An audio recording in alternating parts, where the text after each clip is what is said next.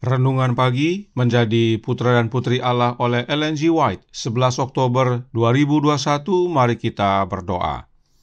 Bapa kami yang di sorga, Allah pencipta langit dan bumi, laut dan segala isinya, Allah yang maha besar, maha kuasa, sumber segalanya, yang kami sembah selalu melalui anak-Mu yang tunggal, Yesus Kristus. Terpujilah Yesus, anak Allah yang maha tinggi, yang adalah anak domba yang menghapus dosa dunia ini.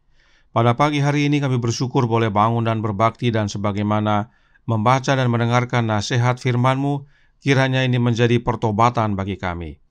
Beserta kami sepanjang perbaktian ini kehendak-Mu yang jadi, karena kami berdoa hanya dalam nama anak Allah yang tunggal, Yesus Kristus, yang adalah Tuhan dan Juru Selamat kami. Amin. Renungan hari ini akan dibacakan oleh Ibu Irene Ayorbaba. Silakan Ibu Rina. Selamat pagi. Judul renungan kita pada pagi hari ini tanggal 11 Oktober berjudul Cabang yang layu terpisah dari Kristus. Barang siapa tidak tinggal di dalam aku, ia dibuang keluar seperti ranting dan menjadi kering, kemudian dikumpulkan orang dan dicampakkan ke dalam api lalu dibakar. Yohanes 15 ayat 6. Dia, Yudas, tidak berubah dan diubah menjadi cabang yang hidup melalui hubungan dengan pokok anggur yang benar. Cabang kering ini tidak melekat pada pohon anggur sampai tumbuh menjadi cabang yang hidup dan berbuah. Dia mengungkapkan bahwa dia adalah cabang yang dicangkokkan yang tidak menghasilkan buah. Cangkokan yang tidak jadi serat dengan serat dan urat dengan urat terjalin dengan pokok anggur dan mengambil bagian dalam hidupnya. Cabang yang kering dan terputus dapat menjadi satu sumber dengan induk anggur hanya dengan menjadi bagian dari kehidupan dan makanan dari pokok anggur yang hidup. Dengan dicangkokkan ke dalam pokok anggur, dibawa ke dalam hubungan yang terdekat, ranting berpegang teguh pada pokok anggur yang memberi kehidupan, sampai kehidupan pokok anggur menjadi kehidupan cabang dan menghasilkan buah sebagaimana halnya pokok anggur. Aku adalah pokok anggur, kata Kristus. Kamu adalah ranting-rantingnya. Hubungan terdekat yang mungkin diwakili di sini. Tempelkan ranting tak berdaun di atas rumpun anggur yang tumbuh subur, dan ranting itu menjadi cabang yang hidup, menarik getah dan makanan dari pohon anggur. Serat demi serat, urat demi urat, tunas baru muncul, sampai bertunas dan berbunga dan berbuah. Ranting tanpa getah mewakili orang berdosa. Ketika dipersatukan dengan Kristus, jiwa disatukan dengan jiwa, lemah dan terbatas pada yang kudus dan tidak terbatas, dan manusia menjadi satu dengan Kristus. Cabang yang tampaknya kering dengan dihubungkan dengan pokok anggur yang hidup menjadi bagian darinya. Jiwa mati karena pelanggaran dan dosa harus mengalami proses yang serupa. Ketika cangkokan menerima kehidupan, ketika disatukan dengan pokok anggur, sehingga orang berdosa mengambil bagian dari kodrat ilahi ketika terhubung dengan Kristus. Manusia yang terbatas dipersatukan dengan Allah yang tak terbatas. Ketika dipersatukan, firman Kristus tinggal di dalam kita, dan kita tidak digerakkan oleh perasaan yang merasa hebat, tetapi prinsip yang hidup dan taat. Demikian bacaan kita pada pagi hari ini. Tuhan Yesus memberkati. Terima kasih atas penata layanan Ibu Rina. Tuhan Yesus memberkati. Selamat pagi saudaraku dalam Tuhan. Roh Nubuat telah menjelaskan dalam pekabaran-pekabaran sebelumnya bahwa ranting yang hidup adalah ranting yang terhubung kepada pokok anggur yang benar. Artinya, menerima sari pokok anggur terus-menerus. Itulah makna tinggal di dalam Yesus dan Yesus di dalam kita, yaitu dengan selalu menerima rohnya Kristus. Nah, jika ranting itu layu, artinya sudah tidak terhubung lagi dengan pokok anggur yang benar, sudah tidak lagi tinggal di dalam Kristus, sudah tidak lagi menerima roh Kristus. Dan contohnya adalah Yudas. Ada apa dengan Yudas? Mari kita ikuti penjelasan roh nubuat berikut ini, yang terdapat dalam The Review and Herald November 16 tahun 1897 paragraf 11, yang menyatakan, Kristus telah tiba pada saat kebenaran harus diucapkan dengan tegas, sehingga murid-murid yang benar-benar ada di dalam pokok anggur dapat dibedakan dari mereka yang tidak memiliki hubungan vital dengan Kristus. Dan di sini ada ranting yang tampaknya menyatu dengan pokok anggur. Tetapi setelah tinggal bersama para murid dan mendengarkan perkataan Kristus, dia memberikan bukti bahwa dia tidak tinggal di dalam pokok anggur. Inilah Yudas, sebuah ranting yang sepertinya tersambung dengan pokok anggur, padahal tidak. Dan hal ini semakin nyata saat Yesus menyatakan kebenaran dengan tegas. Hal ini berbahaya. Berikut penjelasannya, masih dalam artikel yang sama, Review and Herald November 16 tahun 1897 paragraf 13, menjelaskan, tetapi Yudas telah membuka pintu hatinya, ruang pikirannya terhadap godaan setan, dan musuh menabur dalam hati dan pikirannya benih yang dia sampaikan kepada saudara-saudaranya. Keraguan yang mempertanyakan yang diteruskan dari setan ke pikiran Yudas, dia sampaikan ke pikiran saudara-saudaranya. Orang yang satu ini yang mengaku sebagai pengikut Kristus, sementara tidak menghasilkan buah berharga yang dinyatakan dalam kehidupan Kristus, akan menjadi saluran kegelapan bagi murid-murid lainnya pada masa ujian dan pencobaan yang akan segera datang, dan bahwa itu bahkan pada mereka. Dia mengajukan begitu banyak tuduhan terhadap saudara-saudaranya sehingga dia menentang pelajaran Kristus. Inilah sebabnya mengapa Yesus menyebut Yudas iblis. Inilah bahayanya. Yudas membuka hati dan pikirannya terhadap godaan-godaan setan, sehingga setan dapat menaburkan benih-benih jahat dalam hati dan pikirannya. Yudas menjadi saluran kegelapan bagi murid-murid yang lain. Dan Yudas menentang pelajaran dari Kristus. Yudas membawa begitu banyak tuduhan.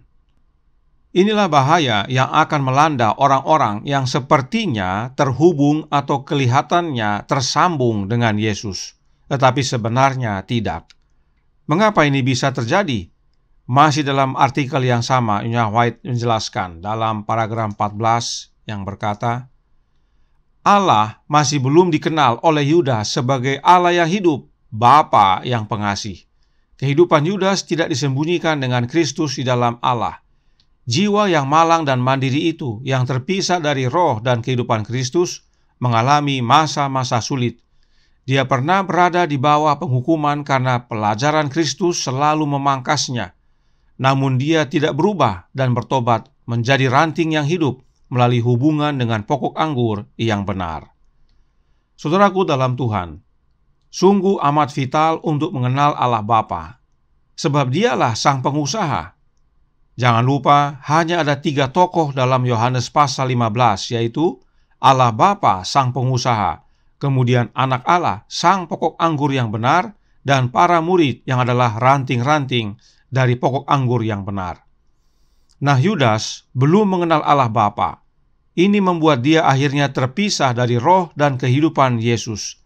Sebab hanya satu jalan untuk datang kepada Bapa dan mengenal Bapa, yaitu Yesus Kristus, Anak Allah. Dan meski pekabaran-pekabaran yang Yesus sampaikan kepadanya adalah untuk memangkas daun-daun dalam kehidupannya, tetapi Yudas tetap saja tidak berubah dan bertobat. Urat dan serat Yudas tidak menyatu dengan urat dan serat pokok anggur yang benar, yaitu Yesus Kristus. Karenanya penting sekali untuk mengenal Allah Bapa dan Anaknya. Tidak heran Yesus menyatakannya dalam doanya kepada Bapanya bahwa inilah hidup yang kekal itu, yaitu bahwa mereka mengenal Engkau, satu-satunya Allah yang benar, dan mengenal Yesus Kristus yang telah Engkau utus. Yohanes 17 ayat 3. Apakah ini hanya pengalaman Yudas? Oh tidak, ini pengalaman kita semua. Itu sebabnya Roh Nubuat menyatakan dalam artikel yang sama, paragraf 16, yang menjelaskan, demikian halnya dengan pengikut Kristus. Ketika dia benar-benar terhubung dengan Kristus, dia tidak akan seperti murid-murid yang tersinggung karena pikiran mereka sendiri tidak rohani. Mereka melihat kebenaran yang menyenangkan mereka, tetapi ketika mereka datang untuk mendengar sesuatu yang tidak dapat mereka jelaskan atau berikan alasan, karena mereka tidak memiliki hubungan yang vital dengan Kristus, mereka tersinggung. Jika kita benar-benar terhubung dengan Yesus, maka kita saat dipangkas oleh pelajaran-pelajaran Yesus tidak akan tersinggung.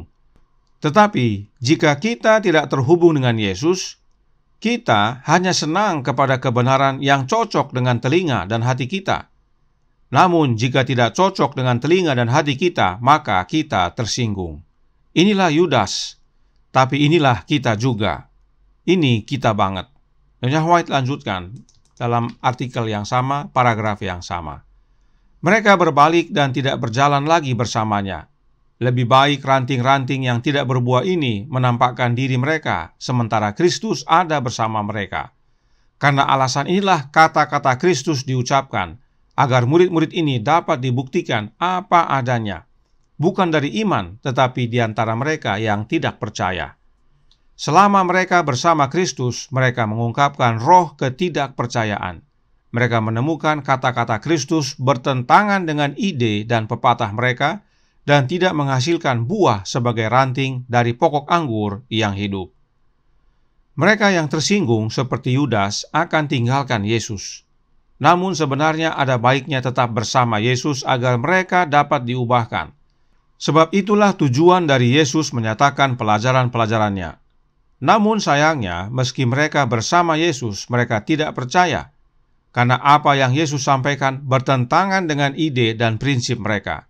Mereka tidak berbuah karena tidak terhubung dengan Yesus, sang pokok anggur yang hidup. Inilah Yudas dan inilah kita.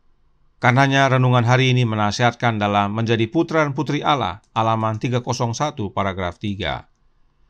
Ketika dipersatukan dengan Kristus, jiwa disatukan dengan jiwa, lemah dan terbatas pada yang kudus dan tidak terbatas, dan manusia menjadi satu dengan Kristus. Inilah maknanya terhubung dengan Yesus. Inilah hasil dari tinggal di dalam Yesus. Dan bila ini yang terjadi, maka diri mati dan Yesus yang hidup dalam pribadi kita. Bukan aku lagi, tetapi Yesus yang hidup di dalam aku. Apa yang terjadi setelah menyatu dengan Yesus? From Heaven with Love, halaman 454, paragraf 3, berkata, kehidupan Kristus di dalam Anda menghasilkan buah yang sama seperti di dalam Dia. Hidup di dalam Kristus mengikuti Kristus, didukung oleh Kristus, memperoleh makanan dari Kristus. Anda menghasilkan buah yang sama dengan Kristus. Inilah yang harus menjadi bagian kita agar terhindar dari pengalaman Yudas. Inilah yang Petrus alami.